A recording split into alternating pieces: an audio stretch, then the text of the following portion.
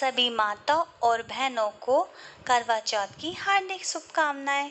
आज मैं आपको करवा चौथ की कहानी सुना रही हूँ। एक गांव में 7 भाइयों की एक लाडली बहन रहा करती थी। उसका नाम था करवा। सातों भाई अपनी बहन से अत्यधिक प्रेम करते थे। जब भाई व्यवसाय से आते थे तो अपनी बहन के साथ ही खाना खाते थे।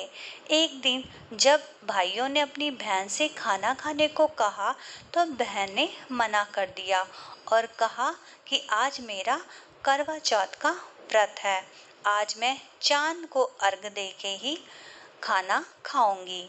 भाइयों ने सोचा ये तो बहुत देर तक भूखी रहेगी। फिर 7वें नंबर के भाई ने पीपल के पेड़ के पीछे चलनी में दिया रख दिया, जिसे देखकर ऐसा लग रहा था कि चांद निकल आया। और भाइयों ने अपनी बहन से कहा कि चांद निकल आया है।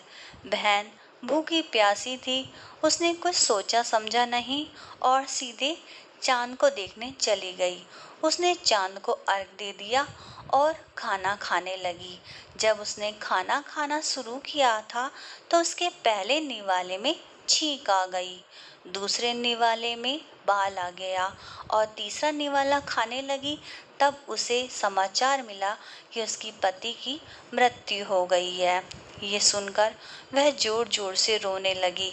तभी उसके भाइयों ने उससे माफ़ी मांगी और कहा ये हमारी गलती है। बहन ने उन्हें माफ़ नहीं किया और उनसे रुष्ट हो गई। उसने भाइयों को उसके पति की मृतदेह भी नहीं ले जाने दी। वह अपने पति की मृतदेह को अपने कमरे में ही रखती और उसकी देखभाल करती।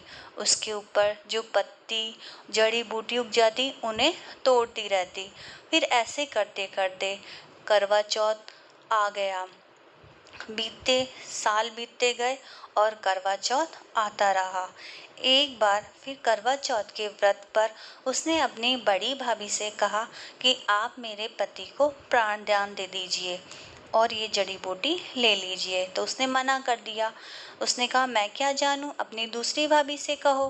फिर उसने दूसरी भाभी से कहा। दूसरी भाभी ने कहा मैं कुछ नहीं कर सकती, ये तो तुम्हें 7वें नंबर की भाभी कर सकती है, क्योंकि 7वें नंबर के भाई ने ही ऐसा किया था। तो वह 7वीं भाभी से कहती है कि तुम ये जड़ी बूटी ले लो और मेरे पति को प्राण दान दे दो। तभी उस 7वीं भाभी ने भी उसे छिटक दिया और दूर जाने लगी।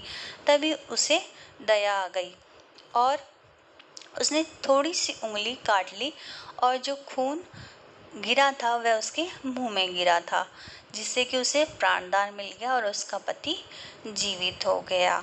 तो करवा माता तभी प्रकट हुई और उसे आशीर्वाद दिया कि तुम्हारा पति बहुत लंबी उम्र तक जिएगा।